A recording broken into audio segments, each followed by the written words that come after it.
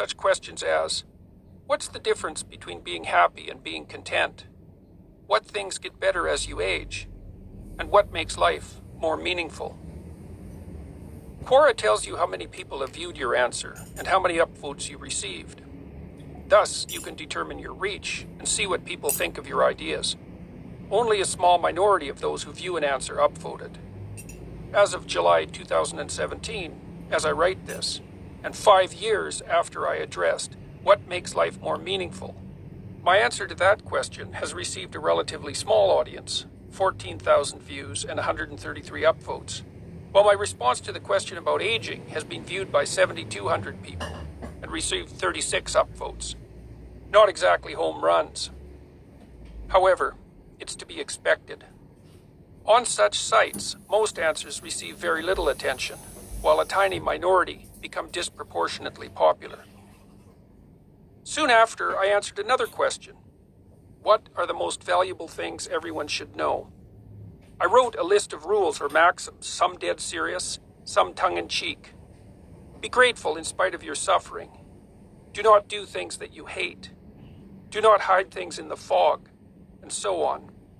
The Quora readers appeared pleased with this list. They commented on and shared it. They said such things as, I'm definitely printing this list out and keeping it as a reference. Simply phenomenal. And you win, Quora. We can just close the site now. Students at the University of Toronto, where I teach, came up to me and told me how much they liked it. To date, my answer to what are the most valuable things has been viewed by 120,000 people and been upvoted 2,300 times. Only a few hundred of the roughly 600,000 questions on Quora have cracked the 2,000 upvote barrier. My procrastination-induced musings hit a nerve. I had written a 99.9 percentile answer. It was not obvious to me when I wrote the list of rules for living that it was going to perform so well. I'd put a fair bit of care into all the 60 or so answers I submitted in the few months surrounding that post. Nonetheless, Quora provides market research at its finest. The respondents are anonymous. They're disinterested, in the best sense. Their opinions are spontaneous and unbiased. So, I paid attention to the results and thought about the reasons for that answer's disproportionate success. Perhaps I struck the right balance between the familiar and the unfamiliar while formulating the rules. Perhaps people were drawn to the structure that such rules imply. Perhaps people just like lists. A few months earlier, in March of 2012, I had received an email from a literary agent. She had heard me speak on CBC Radio during a show entitled Just Say No to Happiness, where I had criticized the idea that happiness was the proper goal for life.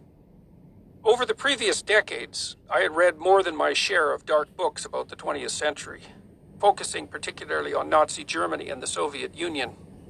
Alexander Solzhenitsyn, the great documenter of the slave labor camp horrors of the latter, once wrote that the pitiful ideology holding that human beings are created for happiness was an ideology done in by the first blow of the work assigner's cudgel. In a crisis, the inevitable suffering that life entails can rapidly make a mockery of the idea that happiness is the proper pursuit of the individual. On the radio show, I suggested instead that a deeper meaning was required.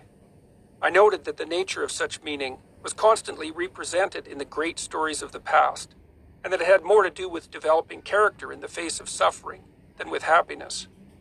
This is part of the long history of the present work.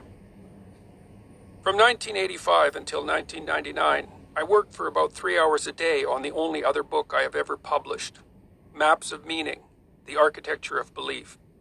During that time, and in the years since, I also taught a course on the material in that book, first at Harvard and now at the University of Toronto. In 2013, observing the rise of YouTube, and because of the popularity of some work I had done with TVO, a Canadian public TV station, I decided to film my university and public lectures and place them online.